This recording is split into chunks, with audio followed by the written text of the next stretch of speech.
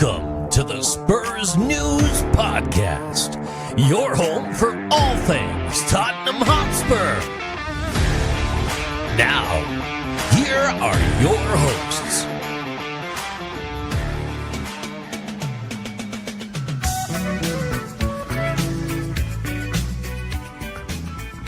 I'm not going to lie, I'm probably sticking with this for a little while.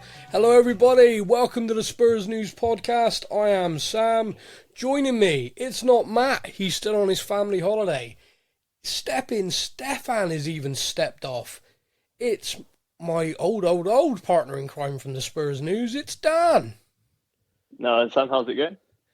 I'm good, mate, how are you? I'm alright. You've gone to the bottom of the barrel here, haven't you, today? No, that's Laura. You're just one step up. Perfect. I like saying stuff like that because I know when she's listened because I get a message. I'm quite happy to be coming on the back of a win as well. Oh, tell me about it. Last season couldn't really buy a win, so it's about by a performance, I think was more the kind of. Yeah. I don't know. I think I basically could have recorded me saying, "Oh, maybe if we just click," but that I could have repeated that for an entire season. You know, we're if only it would click like it did at the back end of last season, but it just never did.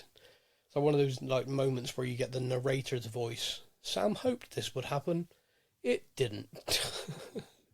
Yeah. Looking back on our predictions for the final league finish as well is kind of embarrassing. Like all of us at the start of last season were like, yeah, peak Conte, he's had a summer building the players he wants, this is going to be amazing. I think we all sort of led into a false sense of security because we ended the season prior to that so well, and Kulusevski was on fire and Son was on fire and everything was rosy, wasn't it? And yeah, little did we know the Conte 2 year was up pretty much. Yeah, crazy, absolutely crazy. Expired early, didn't it? It did, as do all things at Tottenham. I think we leave stuff out of the fridge too much. But so here we are. This is the Spurs News Podcast off the back of a fantastic victory over Manchester United where we won 2-0. It was the first home game of the season at the Tottenham Hotspur Stadium. It was electric. Did you watch the game? I did, yeah, of course. What did you think of, well, two things. What did you think of the atmosphere, first of all? And then secondly, what was your just thoughts on the way we played? I think they sort of went hand in hand. Atmosphere was electric. Yeah, it was. Performance was too. I say this, I thought we were amazing. Yeah. And even if we'd have drawn, even if we'd have lost, I'd have still been thinking we were amazing. Yeah. It's so far removed from the shit we had to put up with in the seasons gone by. And don't get me wrong, we're kind of a bit lucky. On a different day, we could have conceded a couple of goals, could have had a penalty go against us. Maybe we're sort of a little bit lucky in the fact that it's early on in the season and maybe United aren't firing on all cylinders that they might be later on in the season. But I think the best team won. We outplayed them, outfought them, played some really, really, really good stuff as well. Yeah. It was just, honestly, it was just a delight to actually enjoy watching Tottenham play football. Mate, yes, you just hit the nail on there. It really does feel good to finally enjoy it again. I think it's been longer than we all realised. I think because there was the lockdown and everything with Jose's tenure, everyone just kind of accepted, football's a bit crap, there's no fans. Do you know what I mean? It just kind of, then when the fans come back and went, no, we're still crap, this isn't fun to watch. The other bloke we don't talk about because I can't be asked to play that. I'll have to do it. And of course we had Nuno. We don't talk about Nuno, no. And then Conte, which all of us kind of got lured in on that because we were so poor. He came in and everyone was just kind of, well, it's going to be poor because he's got to stabilise, he's got to sort it out. And then at the end of that season, like you said, I think certain players were on fire, which meant that we were scoring goals. And all of us thought, oh, wow, okay, his system, when it clicks, is really actually quite good. Oh, great, next season's going to be amazing. And as the narrator said, yeah, and it wasn't. But I think we're going back 4 years. 4 years of watching counter-attack, drab, let them have the ball, football, where all of a sudden now we're actually pressing from the front, trying to retain possession, moving it quickly forward as well. A new feature on this podcast is going to be, because I have a friend who is a season ticket holder, who is a season ticket behind, or I don't know, he's seeing it, or like a corporate something or another, behind the benches. And he can hear the shouts. He is that close. He can hear Ange Postecoglou. And he's promised me for every home game he's going to send me the best bits.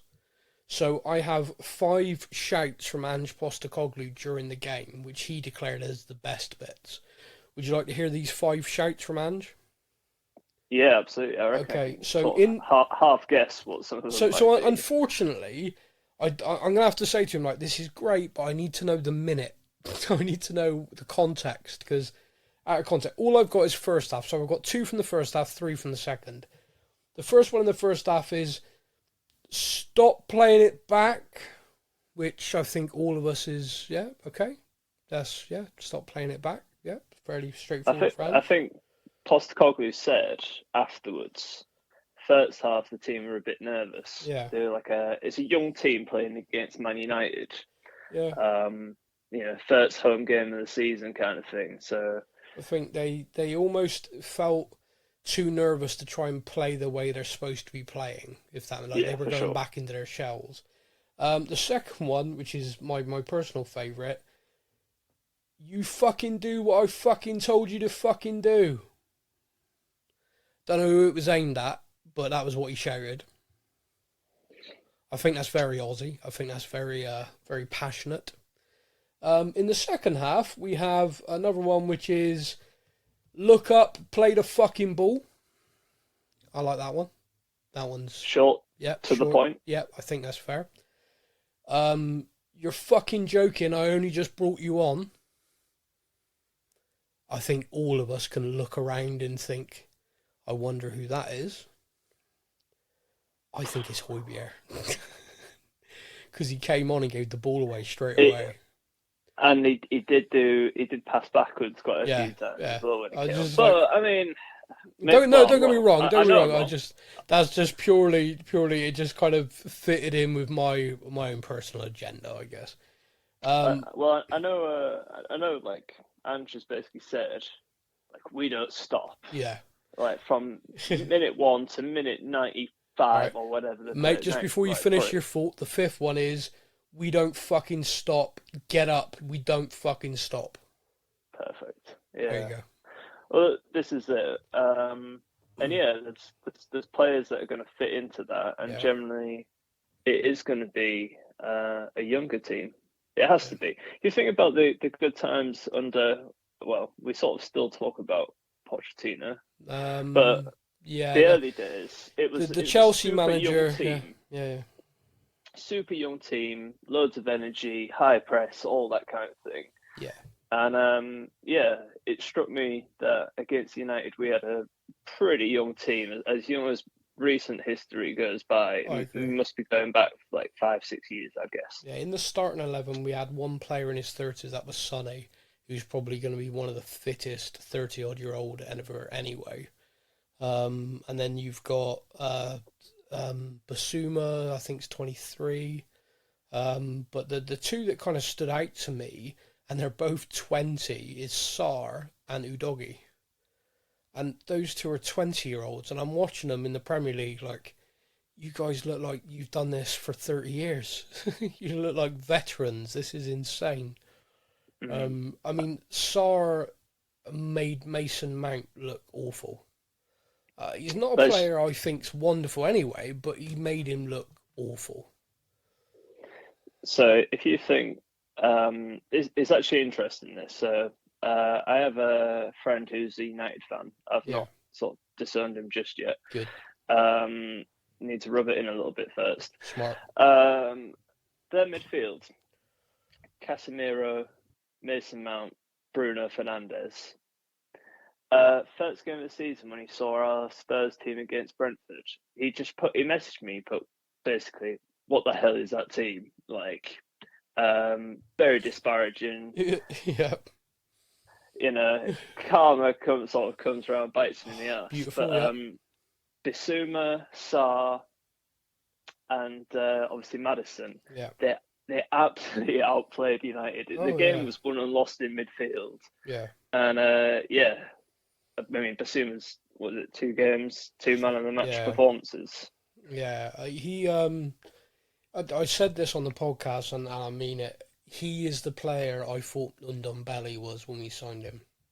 He is the Dembele replacement for Tottenham. And me and you talk about this all the time. Oh, he's the new whoever. It's a real lazy thing, but it's actually quite a helpful thing sometimes when you've got kind of like a frame of reference in your mind for someone who was very good in a certain position to say, oh, he reminds me of.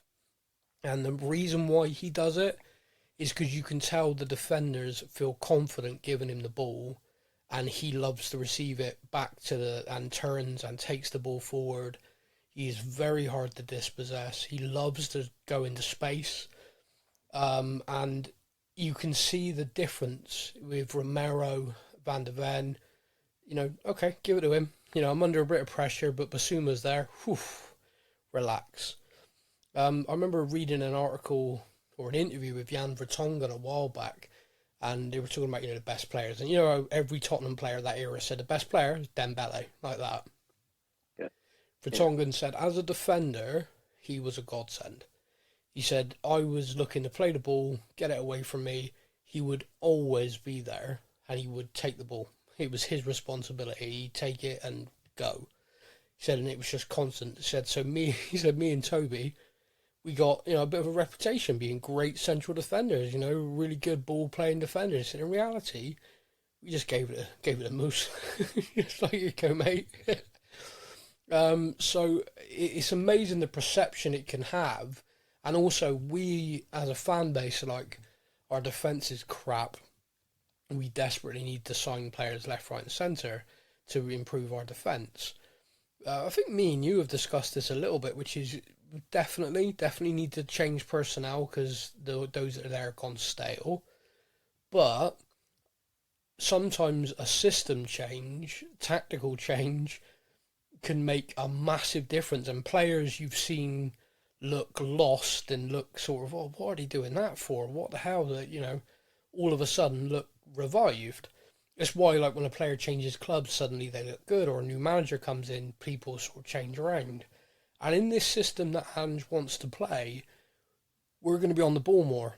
We're not going to be playing this just sit back, play deep, which means the defenders, hopefully, aren't going to be facing 40 to 50 waves of attacks every game.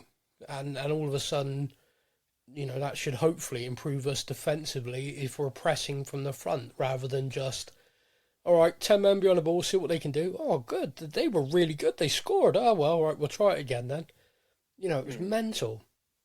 And someone on Twitter said, we drew 2-2 in the opening game away at Brentford. And they were like, defence this, defence that. And someone pointed out, last season, we were conceding that many goals and some, but playing defensively, playing shite and awful. If we concede 2 goals this season, I'm confident we're going to get 2 as well. Or at least I'm confident we're going to die trying. So, at least we're having a bloody go. And that kind of sums up how I feel. I think under the end of the Pochettino era, it felt like we had possession for the sake of possession, whereas now it feels like you've seen it and heard it. Your friends obviously giving you little clips there. He wants the ball forward. He wants purpose on the ball. He wants every time we've got the ball to end up with a shot, basically. That's a goal. yeah, like it might be 65-70% possession, but it might end up being like 30 shots again. Yeah. And like, how many times last season was it like none. it took until like the 81st minute for Spurs to have a shot on target? In the pre-season game against West Ham, although we lost, we had more shots on goal in that game than we'd had in the last 10 games under Conte. Yeah. And I know it's pre-season to season games, but still, just the intent's there. Yeah, it's mad. It's believable. It's just go back to like the Basuma thing though as well. Like you say certain players, certain systems, but also certain managers. And Ange just like quite clearly come in day one, put an arm around him, and said, "You're going to be like the key player." And I know, like you probably mentioned it before and stuff because it was a few weeks back, but say Sarr, for instance, he's like called Basuma his big brother. Yeah. Like he's taken on this like added responsibility in the team. He knows like he's going to be the main man this season. He's going to play every game if he's fit. And players are looking up to him. He's obviously like taken like a bit of a burden of responsibility within the team. I think he's like one of the older guys, really, isn't he? He's like 26, 27. And yeah, like with that, I think if he stays fit this season, which is probably the big one because he had a few injuries last year, I think he's a shoo-in for sort of player of the year already if he stays fit. If he stays, I mean, it's a major thing because in that particular position, it's difficult to play a full season. One of the reasons you're a big fan of Højbjerg, for example, is he does do that. The guy's a bit of a machine in that regard. Having watched Basuma under Ange, do you see where I'm coming from the point of view I think Højbjerg just doesn't fit the way Ange wants to play? Or are you still of the opinion he's a good player for us for this season? I feel like, I think he's still a good player for Spurs this season, for sure.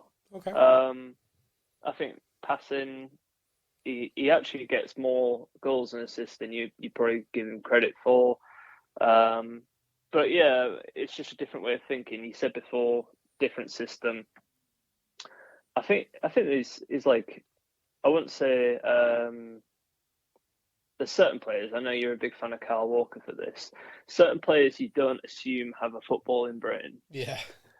But I think Højbjerg is one that could tactically adapt and things, and I just think it's more to his contract situation and whatnot, and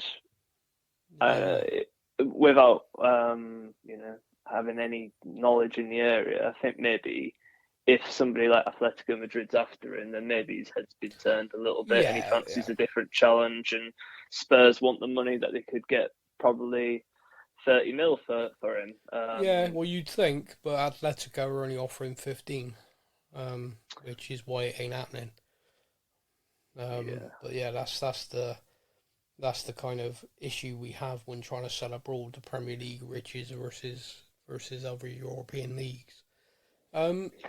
So just focusing on that game then, I mean, I was delighted from the way we played. I thought the fans created an incredible atmosphere. The welcome to N17 tifo was brilliant. I could hear every chant. It felt like every fan was completely invested. But I think the point you were going to make earlier on is very linked. Like, that initial atmosphere could have died very, very quickly if the football had been crap.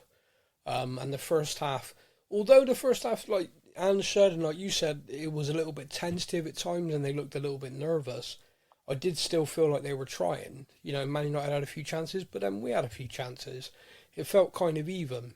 But the second half, for me, I thought we just bossed it. Dominated. Just absolutely bossed it. I was delighted and then gutted for Ben Davies. Delighted, I like Gentle Ben. But then, of course, it's gone down as an own goal. He really didn't make good contact, though, did he? I was going to say, like, let's be honest. It would have been nice for him, but if that didn't go in, people would have gone mental, like... What awful contact. He's not a striker, but, you can still kick a ball, Ben. Come on. Go on, Ben. It's interesting that Ange prefers him over Reguilon. I say why it's interesting is because when you think about Reguilon, attack-minded fullback, you'd think that he would naturally fit Ange more, and yet from everything I've seen, everything I've heard, over the course of working with the players, Ben is adapted much better, and Reguilon's looking to leave. I think Reguilon as a whole's a strange one because when he came in, and it was under Jose, wasn't it, at the time? I actually thought it was like one of our best signings that season. Yeah, me too. And like first year in the Premier League, couldn't really ask much more of him. He did a good job, kind of thing. Yeah. And then like the season after or whatever, I remember it was like a Sky Sports. It was like Jamie Redknapp defending like Spurs, and he was like almost he was fighting with Roy Keane. He was almost crying, but as part of his argument was how good a player Reguilon was, and he'd get into like some of the top teams in the Premier League. Yeah. And then just nothing, like a couple of injuries or whatever. Loaned out last season, that came to nothing. Yeah. It just, I think like the most recent teams we've seen linked with him, like a couple of years gone by, they was talking about Real Madrid wanting him again, and Barcelona wanted him, and obviously, he went on loan to Atletico. Now they're talking like Real Sociedad. Yeah.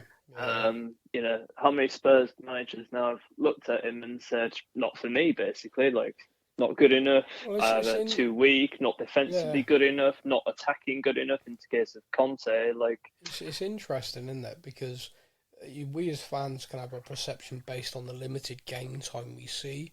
I think when a coach and successive coaches, regardless of your opinion of them, but successive coaches train with this person day in, day out, there's a reason if they're not, being in the picture or want to leave. It's got to be, whether it's their attitude around training, whether it's they, just don't do certain things. I mean, the other one that I'm kind of, I'm a little bit sad about is Jed Spence. I really wanted us to sign him. I felt he was one of the best players in the Championship that season when Forest came up. I thought he was brilliant. I thought he'd be a perfect fit for Conte. Conte looked at him, didn't rate him. He went out on loan, had some incredible performances on loan, and then on the flip side, some really not good. And all the word was that this was the main thing. The kid couldn't maintain any form of consistency. One game, and this is genuine, in one game he absolutely dealt with Mbappe in France. Like, absolutely wrapped him up, and everyone was like, oh, wow, okay. And then the next game, he got subbed after like 40 minutes because he was just getting pulled apart by someone else. It's like he can motivate himself to play Mbappe, but not, regular Joe. And this seemed to be the criticism, which is why the club was kind of like, look, go on loan. You need to find your consistency. This is the critique of you. You need to improve. Well, by all accounts, Ange has had him there and just wants him gone. Like, not even like go on loan. He's just like, no, get rid of this kid. Has no future here. It's got to be a work ethic thing, surely. Because like, from my point of view, from watching the kid play, he'd suit this system down to the ground. So, well, twofold. Conte, in my opinion, it was like a power play basically. And we're seeing it with transfers gone by with different managers. Pochettino did it with some of the players that we signed, sort of Nkudus and G's and things like that. Just basically refused to play him if they're not the player that he wanted. Jose was obviously a master at that sort of thing. And in this case, Conte said from day one, he was a club signing. Literally from day one. I think it was even before Jed actually signed for us. He went, this is the sort of player that the club want, and, that's the sort of player that the club's going to get. He never from day one said he was going to play him. No. He said it's one for the future for Tottenham, not for now.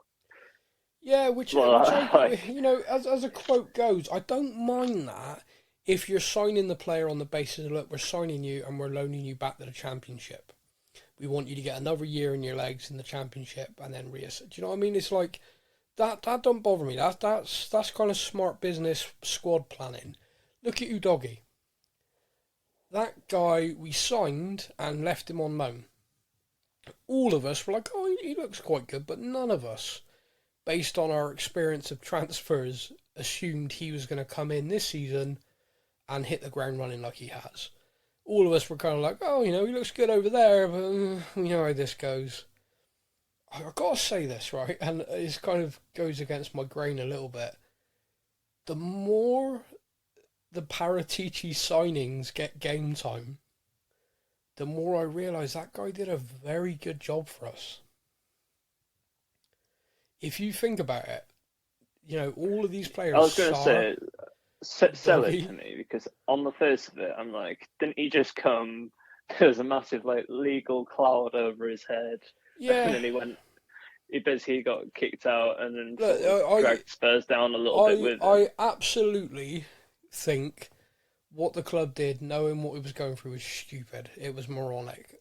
What I'm just going to talk about now is a little micro thing, which is someone sent me the list of the players he signed for us. There isn't a miss on there. The ones that were classed as miss, Sar, who I think all of us can now say, oh, actually, yeah, that's pretty good. And currently the one that I think everyone would be looking at going, is Richarlison. I thought you were going to say Pedro Porro. To be honest with you, Pedro Porro wasn't him. Pedro Porro was Conte pick that Daniel Levy personally went and did. Paratici was involved probably from the point of view of him, but the players that he personally went for and got, Sar, Udogie, he also, even this season, as a consultant, helped us with our goalkeeper, Vicario. Yeah. I have very, very sort of strong emotions about the club employing someone they knew was guilty of what he was guilty of. But I have got to say the players that came in, by and large, have done very well. And if Richarlison clicks and scores 20 plus goals this season, which we all hope he does, all of a sudden everyone's going to look at that and go, okay, yeah, you actually did a pretty good job. Git. You're a crook, but you did a pretty good job. So that aside, one thing I need to mention from the Manchester United game is I talked about the fans and the atmosphere inside the ground. It was incredible. I want to also mention that outside the ground, various protests, the Levy Enoch out protests continue, but separate to that is the Tottenham Hotspur Supporters Trust protest on ticket prices. It went ahead, various points during there was 300, 400, 500 people gathered around. They sort of did the protest over an hour so people could come, get involved, move on. And then new people had sort of come along, so difficult to kind of nail down a number. You sort of got estimates from various press, I guess, from what time they were there. Some of the pictures, it's kind of funny because you can take pictures of stuff like this and it looks like there's like 20 people there. But then if you turn the camera around, there's like a whole road of people all sort of a part of it. So depending on your point of view and the narrative you're trying to push, you can make these protests look quite busy or look quite, drab. But from people who were there, fans of the podcast have messaged in who were there. First of all, no one got me a badge, so I'm a little pissed about that. But secondly, I just want to say a massive well done to all the people who organised it. My understanding is they're now reaching out to the club to once again give them the opportunity to change their mind, to engage on pricing. If obviously the club don't do that, then further steps will happen. But yeah, they've still got my full support. Anyway, good luck to them, for all of us. I will say, and I don't know what your opinion is on this, Dan, but I do find it kind of funny when people are arguing on behalf of the club over ticket prices. Like I genuinely thought to myself that this was an issue that all of us could agree on. And yet, when I put this out there across our social media and stuff, people genuinely were like, "Oh, I don't see the problem. What you're protesting for? The price, the price is the price. The prices go up." I'm like, yeah, but this is football. This is football fandom, and we're trying to make it so everyone can afford to go. Everyone, it's accessible to the fans. Fans aren't priced out. I just genuinely never thought I'd see a day where people are arguing on behalf of £1 billion business against people who are, the working class just trying to afford to go watch a football match. So, Sam, I'm from Yorkshire, and therefore I'm a tight Yorkshireman. It sort of goes with the territory. But I go down to London maybe twice a month now for work, and I do try and get Spurs tickets when I can. The price is fucking ridiculous. It is. It is absolutely extortionate. And if you are traveling into London, I know last week Stefan said it on the pod.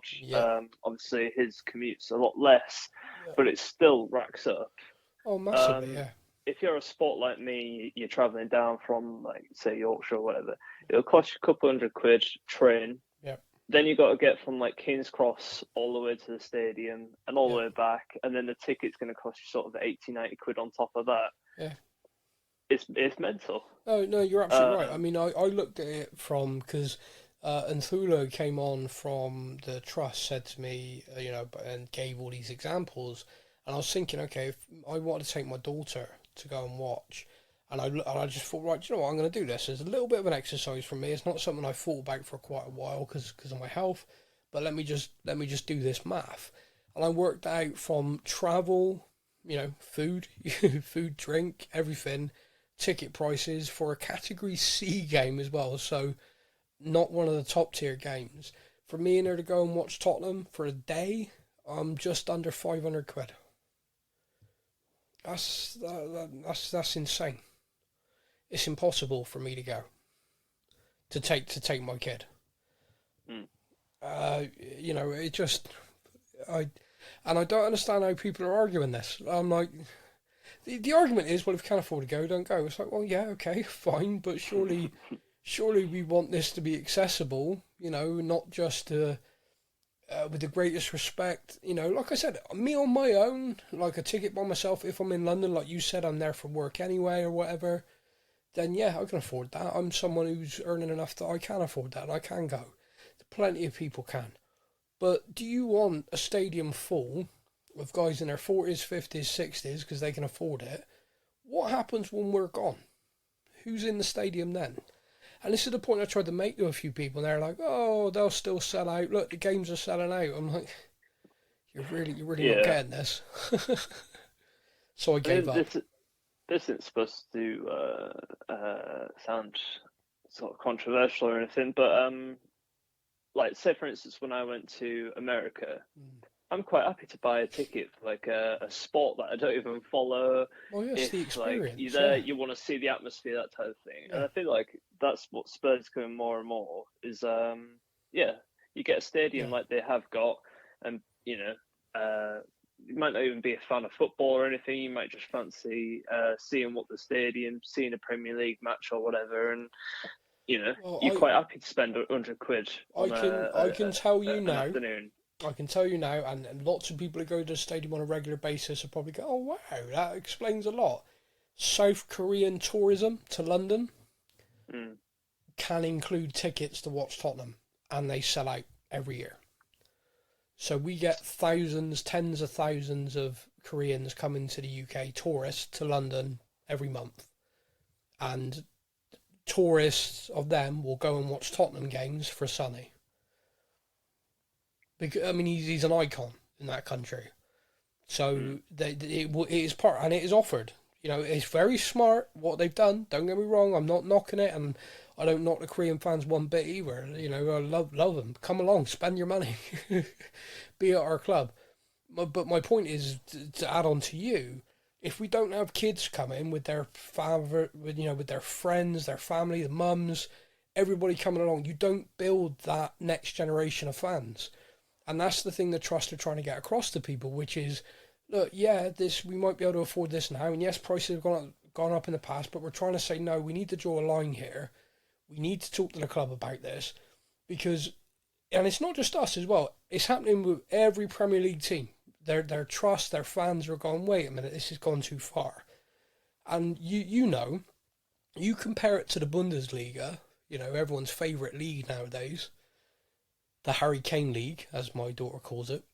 It is a fraction. Like a season ticket for a Bundesliga club is the same as a ticket for a Category A game for Tottenham for a one-off game. And the chairman of those clubs all say it. The main reason is because it doesn't impact us. Fans through the turnstiles, ticket prices is a fraction of our income from the sport. So we don't need to fleece our fans. As the Trust have pointed out, it's a fraction of a fraction. The increase they've made is a point something to the income for the club for the season. It's nothing. It works out about 2 mil, isn't it? 2-3 mil, something like that. And I think what they worked out was this increase over the ticket price revenue and all the revenue from match day income. It's like 0 point something for the income for over the course of the season. So they don't need it. It's not like the club have gone, okay, everyone, we're near bankruptcy here. We need everyone to really chip in. We're putting prices up, but it's essential for us to sign the players to do this, to do this, to do this. And everyone would go, oh, bloody hell, it's gone up, but okay. They don't need it. And that's the thing I think is drawn the line for the Trust. And I think it should draw the line for everybody. Because it should be the point of, we are going through the cost of living crisis, everything like people are struggling with their monthly bills. Football's supposed to be a release. It's supposed to be, entertainment. Go along, get, escape everything. Ange Postecoglou sums it up brilliantly himself. The responsibility they have is for people to go into that stadium and forget all the crap they're dealing with. Forget everything and walk out feeling happy. Walk away from it like, oh, that was good. That was, I needed that. That was what I needed. And it is a responsibility that I think the owners of the club have forgotten. So I'm very much of the mind that at the moment I am supporting the team, not the regime. And that, that's how I feel. Well, I think that's a nice way to summarise it. That just on Postecoglou at the end of the United match, did you see he went onto the pitch afterwards? Yeah. And he just almost seems to soak it all in. Yeah.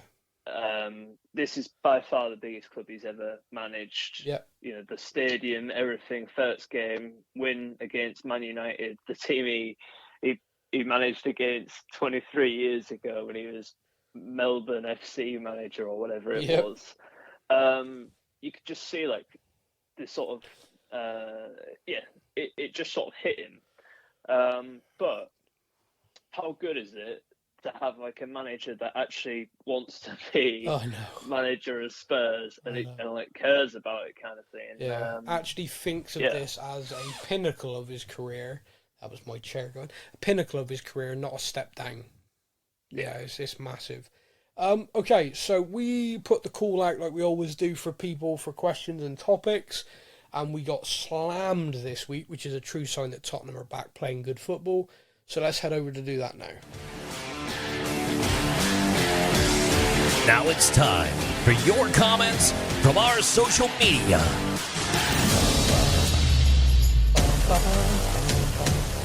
Okay, mate, I'll get to ask you. Would you like to start with Instagram or Facebook? Facebook. Dun, dun, dun. Head into the old book of face. We have, kicking us off, Canadian Sean. Canadian Sean says, well, hello. A beautiful week for Spurs fans, innit? This week we saw Sarr, Basuma and Udogie and other recent signings really impressing. Do you think these players can keep this quality throughout the season? We've had some good runs starting previous seasons before and then we've completely dwindled off. So my question is, can I start getting my hopes up or do I need to be a little bit more realistic? Dan, what do you think? Good question. Realism, absolutely. There's going to be highs and lows, and everybody should be expecting that. Yeah. So going back to what I said earlier about the United game, even if we'd have lost that, the fact that we're playing good football, young team, it's exciting, you can enjoy it, sort of thing. Yeah. Long may it continue. If at the end of the season we're anywhere near sort of top four, like even better. It's a bonus. But if you can just actually tune in or like go to the game and enjoy what you've seen and go home with a smile on your face, then great. Young players, their form sort of is a bit more fleeting than, maybe experienced pros and things. And it can, very much vary from, pretty poor to amazing the next week. So, roller coaster, but enjoy it whilst the good times are here. No, I agree with that. That sounds fair. Sorry, just dropped my microphone then. Apologies for the noise in anyone's ear. Barry Fowles says, what's happened to Troy Parrott? I thought he was back from injury, but is not around the senior squad. He looked good when I saw him on loan at the MK Dons. I'll take that one. Troy is still at the club. He's still under contract. Talks are sort of ongoing at the moment of whether we trigger the extension and see another loan or what's going to happen. It doesn't appear he's at a point where he's going to be involved in the first team squad. Me, personally, and it's just my opinion, I think we may well see him transferred permanently, not another loan. It's no slight on him. I think that other forwards at the club have really, really stepped up, Dane Scarlett being one. And I think perhaps it's just, unfortunately, not worked out the way we all wanted it to. But yeah, that's that one. Malumba Kelvin says, with our young squad, what measures are we putting in place to make sure we don't suffocate under the pressure? That's kind of funny. It sort of ties in with the other question and what you were saying. I don't know. What measures? They all get ice cream and jelly when they do well? I don't know. I think like volume of games and things is typically one thing for young players, and managing that and make sure that they don't get burnout and whatever. But let's be honest, with the lack of European football, there isn't going to be, it's going to be sort of one game a week pretty much. Yeah, you'd think. I mean, I'm hoping we do well in the Cups for obvious reasons. But yeah, I'm with you. I think there will be some rotation though. I think also, just to add to that, there is a balance in the team. It's not one that we used to see, but there are still some older figureheads at the club. Yeah. Whether they're still around come the end of the transfer window, we'll see. Yeah, we'll have to wait and see. Michael Joseph says, how close are we to getting rid of Ndombele? We're not. So there we go. That was really simple. Don't get me started on it. It makes me cry. Ryan Miller says, Porro and Emerson seem to be providing very good competition in the right-back position. Is there any position you feel we need to strengthen to provide competition besides striker? I'll put that to you. What do you think?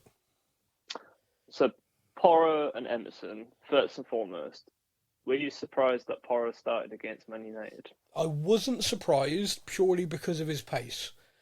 He is a lick quicker than Emerson, and Emerson against Brentford got done several times. And I think up against Rashford, I think it made sense. That was the only thing, and then they played Rashford through the middle, which I think surprised everybody. As for the two of them in competition, no, I see this to me goes back to like Kyle Walker, Trippier kind of thing. I think these are two players that are going to drive each other. One plays well, the other one's going to be like, oh, okay, all right, I see what you did there. Let's go again. And that appears to be the atmosphere that's being created, and long may it continue. With the greatest respect as well, I think they both need it, because neither have really set the world on fire when they both signed. No. And I think maybe it's early days, but I think they're both improving. So competition is great. Yeah. Where else could we do with some competition? I think I'll say the obvious answer and defence centre-back. Yeah. We need more depth. So it's pretty simple there. Yeah, no, I'd agree with that. Is there any more news on outgoings? No. To be honest with you, everyone that was close is now stalled. I think we're going to see a lot of movement very close to the end of the window. I think clubs are doing to us what Daniel Levy's done to all of them. which is wait to the very end. Everybody knows we need to sell. Everybody knows who's surplus.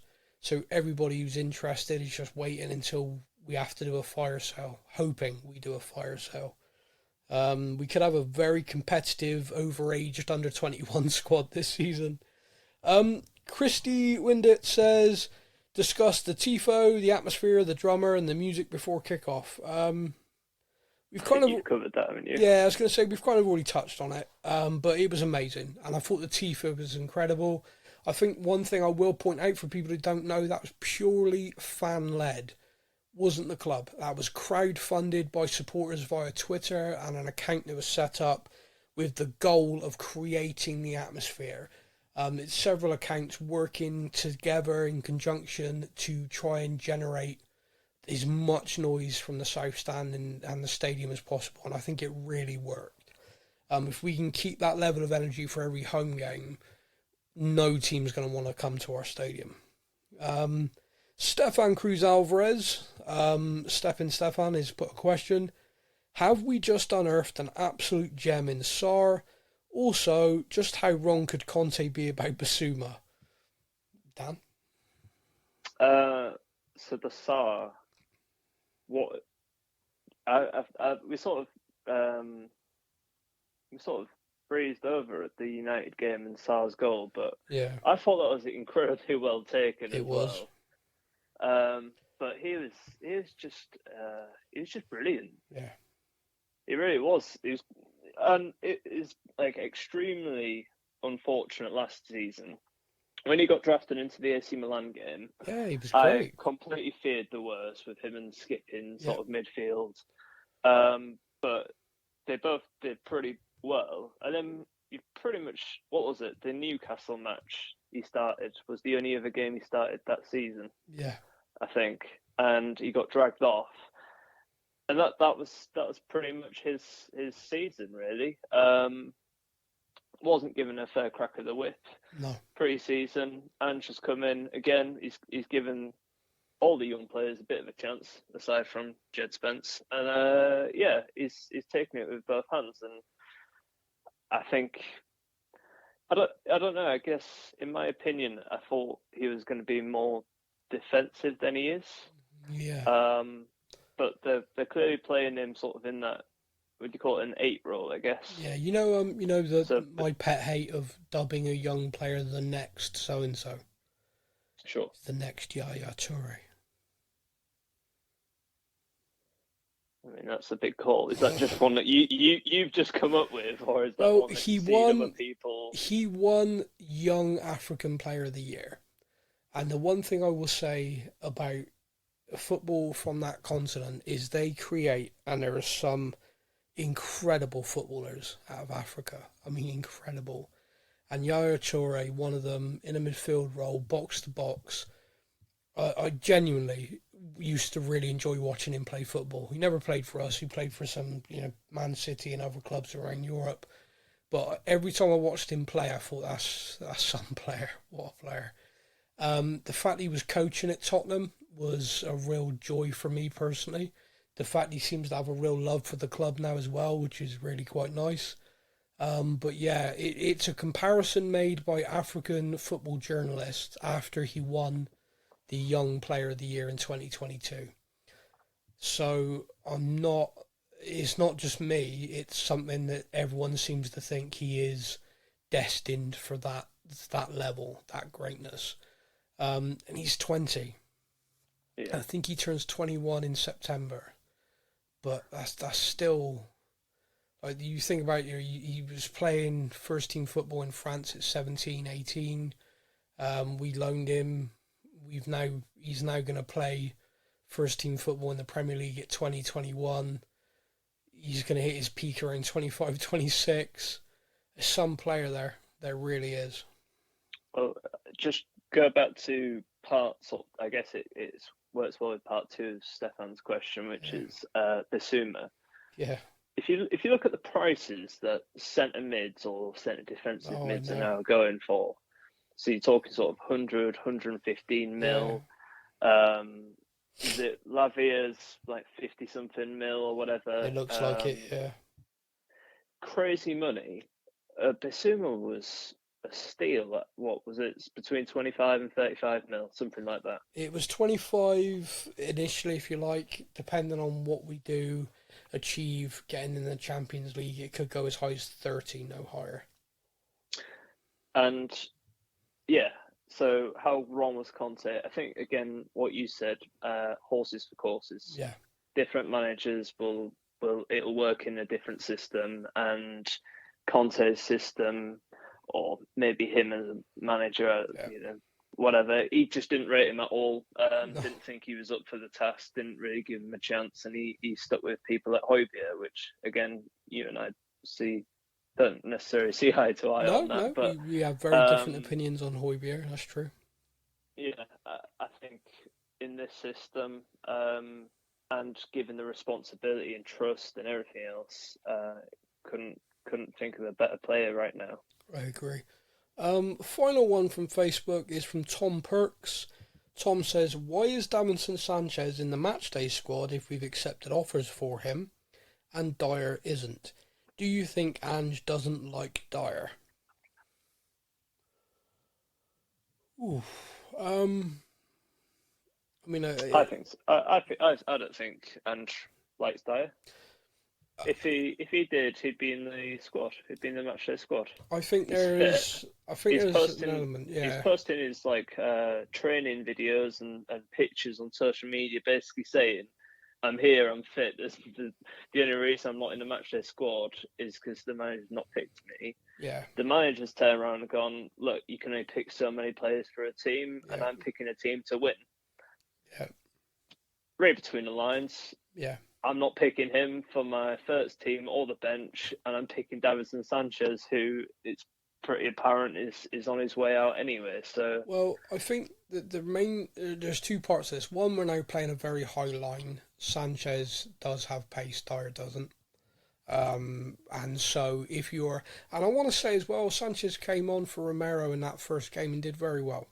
He's also brilliant against Barcelona in pre-season. So I think there's definite, Dyer was given opportunities in pre-season. He had the chance. One of the things that Ange is a pet hate and is something that he doesn't tolerate is people aimlessly kicking the ball away. So if you are someone who's got the ability to pick a pass, a long raking pass, and you find your teammate 9 times out of 10, okay, fine. If you're someone who thinks you can do that and you find your teammate 2 times out of 10, he's going to want to kill you for it because you are just kicking the ball away aimlessly. In pre-season, Dyer gave the ball away a lot. He does do that, unfortunately, because he likes to try and play football. I've got no issue with that, providing he's playing it simple. If he's giving the ball to Bissouma, Maddison, give it, take it off those who can play and give it to your teammates who can play. He needs to get back to simple, in my humble opinion. I'm a massive real quick fan. Sorry, as well. Yeah, go on. I don't want to put you on the spot too much, but Dyer's contract situation. Yeah. We're not privy to the information anyway, but am I right in saying that either the club stopped negotiations over a new contract with him, or he turned down new contracts? So I can clarify this. The club and Dyer were discussing a contract extension. The club then obviously Conte gone, all the manager changes, and the club just stopped talks. So the Dyer side of it were like, we talking? The club were like, once we get a new manager in, of course, but obviously the new manager is going to get final say over everything. Ange's come in and those talks haven't resumed.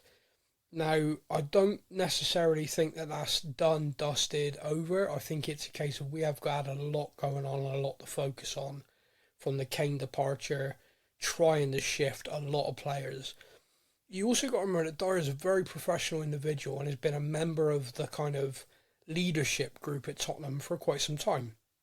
He's a very well-liked guy, very well-spoken, very smart, very articulate. I like him, right? Genuinely. The club did a little documentary for him on Spurs play. You wouldn't be doing any of that if if the guy was an ass. or they didn't think he was hanging around. What has changed is when the new leadership group were announced, he wasn't part of it. And it would appear, again, this is pure rumour and speculation, but it would appear he didn't take that well. And since then, he's not made matchday squads. He was involved heavily in pre-season, but since that leadership group was announced and he removed himself from, Spurs official got removed from all of his social media bios and stuff, he obviously threw his toys out of pram a bit, I think, reading between the lines, and that didn't sit well. What happens next, I don't know. But yeah. Again, he's one of our more senior players, so you can imagine he probably backed himself to become new captain or whatever as well. Yeah, or vice captain, But then at the same time, he's got a year left on his contract. Yeah. The manager, in my opinion, doesn't rate him for his system, not fast enough, that type of thing.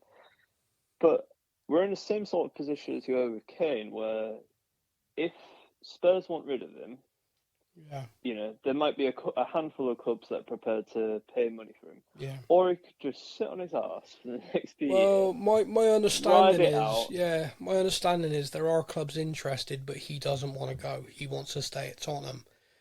He's very settled. He loves his life where he is. People get so nasty about Eric Dyer. He genuinely has a real affection for Tottenham. Genuinely loves being at the club. It's difficult. Hugo Lloris, another one. Identical situation. They've both got a year left on their deals. We are basically open for them to leave, but at the moment, nothing's happening. Sanchez, year left on his deal. Nothing's happening. It's, if only the club had someone who was maybe in charge of these things.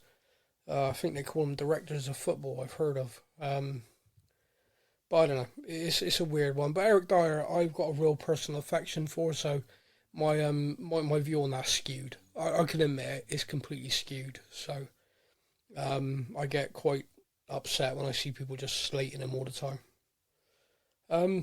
Heading over to Instagram, we have a few here. We have the Island Brother, but he's changed his screen name. It's now Big Zeeb. I preferred Island Brother. I was going to say, does that mean you can't use your tune anymore? I know. I've not done it. I've not played it. And that's one of my favourites. So, yeah, it's bad time. He says, welcome back, guys. Just caught up on the pods. Excellent, as per usual. Wishing all the best of health. Thank you. Do you have any inside info on Lo Celso? Heard rumours that he feels Ange has broken promises. I read that, and from what everyone I know, that's nonsense. It's coming from Spain, and everyone's like, no idea where that's come from. And it looks like he's likely to start. He also says, is it purple and gold or gold and purple? Stay solid, guys. That's a question I don't know the answer to. But, Lo Celso, I did know that one. And everyone seems like, no, that seems like nonsense. So we've even seen him smile twice recently, and that guy doesn't smile. It's a right Marty git. But yeah, with Maddison injured, it looks like he's probably going to get a start in the next game. So yeah, no, I don't see a problem there. Go on to that then. Maddison injury, what's the latest? It's a strain. He could be fit for this weekend, but they reckon Tottenham would be cautious. Bench maybe, but more likely wait. League Cup game Tuesday, again possibly, or if they're being cautious, they'll rest him for both. But yeah, he'll be back next week at the latest. Cool. Yeah, it's nothing too bad. Rock Me Amadeus says, do you think it's fair for YouTube fan channels to claim that Conte fans are in the mud after only 2 games? Why can't fans just enjoy the win, and why is it Conte's fault we finished 8th last season? Oof. I think it's early days. Similar sort of to the questions we had earlier. Obviously, it's far too early to get super excited about it, but enjoy the wins. And yeah, I think. Yeah, I'm never a fan of the kind of gatekeeping of, oh, you can't enjoy it, you were a Conte fan, or you can't enjoy it, you thought Jose would be a good idea. I'm never a fan of that. I would say, is it Conte's fault we finished 8th last season? Yeah, of course it was. He was in charge. We built an entire squad for his specification and his style of football. But because we're not a club that can spend 100 million on a left wing back, 100 million on a right wing back, 100 million on a defender, right? We've just spent that on 3 players, which he will claim he needed to win. That was never going to happen at Tottenham. We as fans know that. But we did actually raise additional funds to make the signings that he needed in January, even though he was causing no end of problems behind the scenes, talking about not renewing his deal. We still went out and got him a right wing back in Poros, paid the price that everyone's like, just pay the money, and we did. We got him in. So yeah, absolutely it was on him. I think Conte fans will argue that he left us in 4th place, but I don't think anybody can argue that he just yeah, exactly. Yeah. He left us up a creek without a paddle. That's like saying I set fire to this building, but it didn't burn down till after I left. So that ain't on me. He lit the match, he threw it in there with the petrol, and he went. And then everything fell. So yeah, don't get me wrong, it's not only on him. Decisions made all over the place. But to say that it wasn't on him, no, I don't agree with that. So the Johnny Stark says, the final question, do you think the squad would be better off with Son playing 9 role through the middle and Solomon or Perisic at left wing? So dropping Richie for Son, bringing in one of the others. What do you think, mate? So, number one, I'm not really buying into the anti-Richarlison.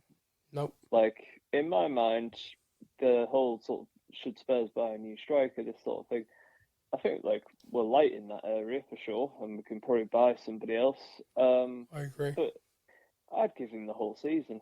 I'd literally just give him as long as he needs. And I mean, don't get me wrong, if after like 10, 15 games he still can't buy a goal for love and money, then something has to change and Son could go down the middle. But we're 2 games into the season and everybody's writing him off. Yeah.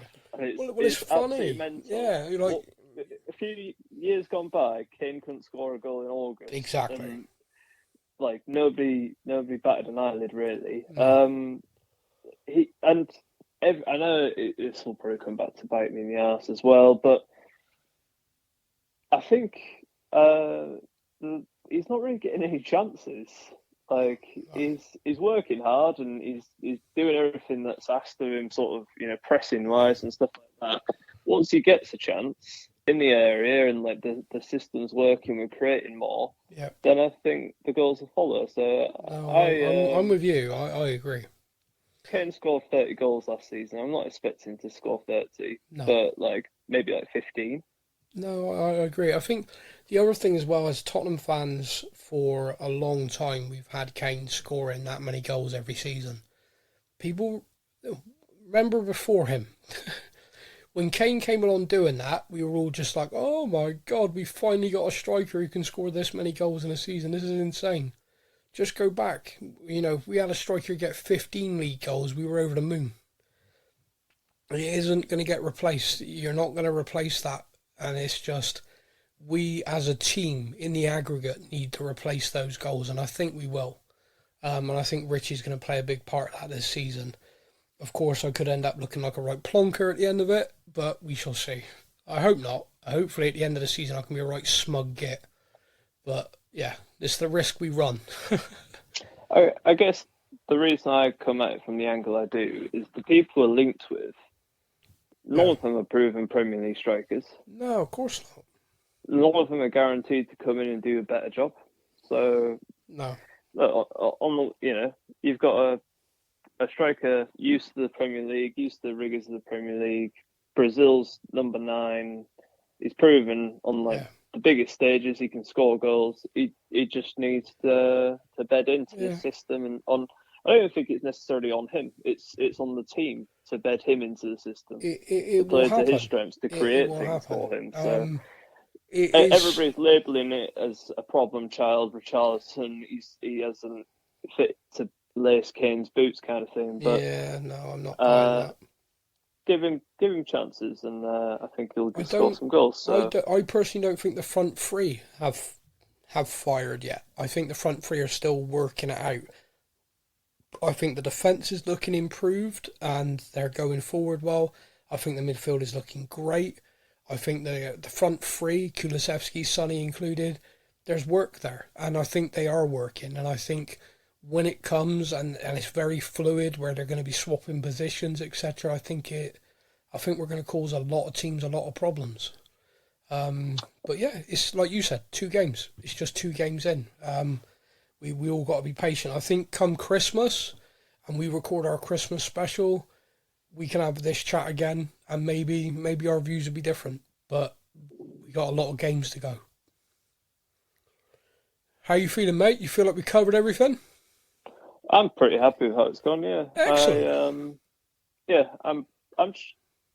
I think Postecoglou summed it up after the match last on Saturday. And yeah, he basically said that if you can send the fans home happy, you know that they're going to be smiling for the rest of the week. Yeah. And what day are we on? Wednesday, we're halfway through the week. I'm still happy. I'm still buzzing about it. Yeah. I'll meet somebody in the street with a Man United top on, and I still sort of smirk to myself and think, yeah. So that's exactly it. It's been a long time. So yeah, long may continue. Absolutely. Yeah. So that is it for us this week. A massive thank you again for everybody for listening. Daniel, thank you so much for coming on the show and helping me out this week. I know you prefer to listen rather than be a part of it, so thank you. You've been wonderful. Very welcome. For everybody listening, continue to send in your messages with your feedback. We always read it. We always appreciate it. We'll be back next week, where I believe Matt shall return for his first show of the new season, hopefully to discuss another win. We go to Bournemouth this weekend, 12:30 kickoff on Saturday. So good luck to the team. Come on, you Spurs. Thank you for listening to the Spurs News Podcast. For listening to the Spurs News Podcast. Stay up to date with all things Tottenham. Stay up to date with all things Tottenham. All links are in the podcast description.